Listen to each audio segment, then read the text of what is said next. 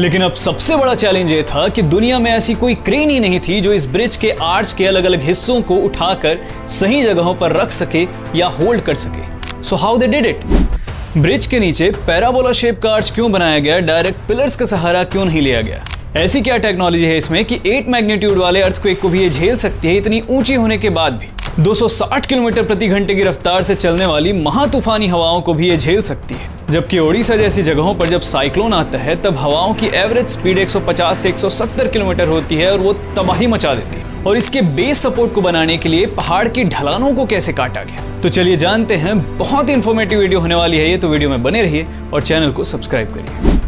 तो 1970 में सरकार ने सोचा कि जम्मू को कश्मीर वैली से कनेक्ट करने के लिए एक रेलवे लाइन बिछाई जाए ताकि व्यापार के लिए यात्रा आसान हो जाए और कश्मीर भी रेलवे नेटवर्क से कनेक्ट हो जाए। लेकिन सिर्फ फंड्स एलोकेट करने में सरकार ने 20 साल लगा दिए।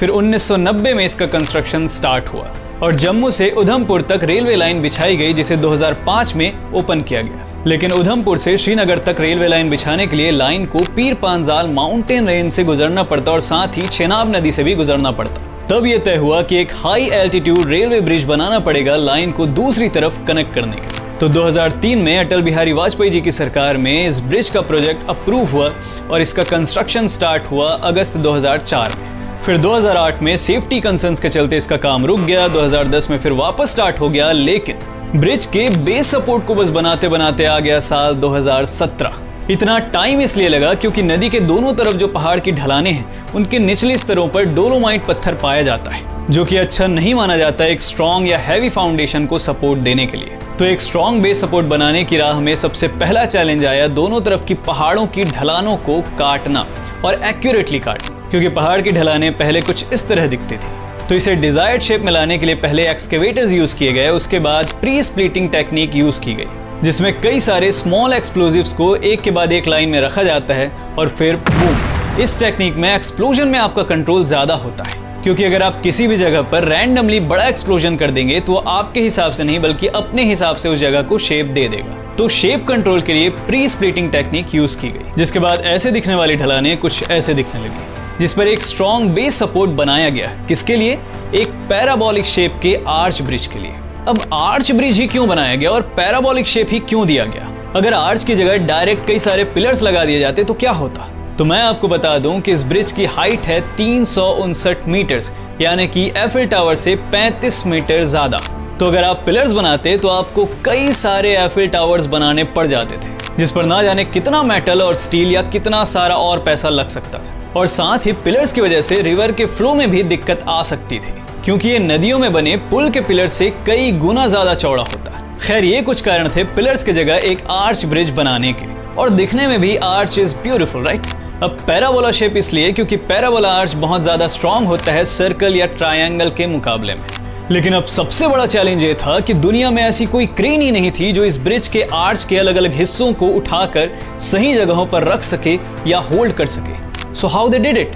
तो इस चैलेंज को पार करने के लिए दुनिया का सबसे लंबा केबल क्रेन टावर बनाया गया, जिसकी लंबाई लगभग 915 मीटर थी, ऑलमोस्ट 1 किलोमीटर लॉन्ग। इन्हीं केबल्स की मदद से सारे हैवी मेटल्स, आर्च के अलग अलग हिस्से और साथ ही वहां काम करने वाले लोगों का खाना भी इन्हीं केबल की मदद से डिलीवर किया जाता था, और इनमें 45 टन तक का वेट उठाया जा सकता था। तो इसी केबल क्रेन टावर की मदद से ब्रिज के आर्च को कंप्लीट किया गया। अब भूकंप के कंपन से बचने के लिए भी इसमें एक मजेदार टेक्निक यूज की गई है, क्योंकि मोशन आइसोलेशन के लिए इसमें स्फेरिकल बेयरिंग्स का यूज किया गया है, जो कि आर्च के ऊपर लगे हुए स्मॉल साइज पिलर्स के टॉप पर लगे हुए हैं। भूकंप आने पर जब सब कुछ हिलने लगेगा तो इस बेयरिंग का लोअर पार्ट आर्च से कनेक्ट होने की वजह से हिलने लगेगा, लेकिन ये इस मोशन को बेयरिंग के अपर पार्ट तक पहुंचने नहीं देगा, जो कि एक्चुअल ब्रिज से जुड़ा हुआ है। और साथ ही ब्रिज के अलग अलग हिस्से में एक्सपेंशन जॉइंट्स भी लगाए गए हैं। ये बॉक्स शेप्ड रबर स्ट्रक्चर होते हैं जो कि भूकंप के कंपन से बचाने वाले इस प्रोसेस को कंप्लीट करते हैं। और इसी स्ट्रॉन्ग बेस, स्ट्रॉन्ग स्ट्रक्चर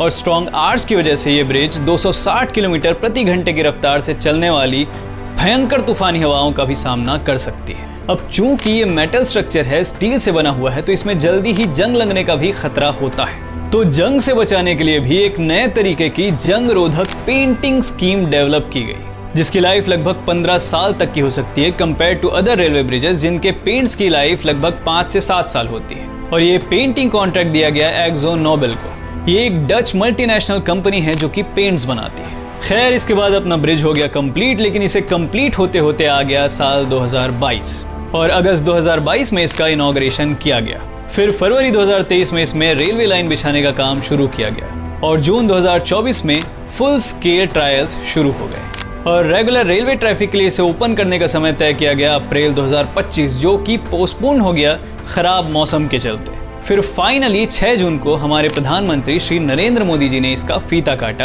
और रेगुलर रेलवे ट्रैफिक के लिए इसे ओपन कर दिया।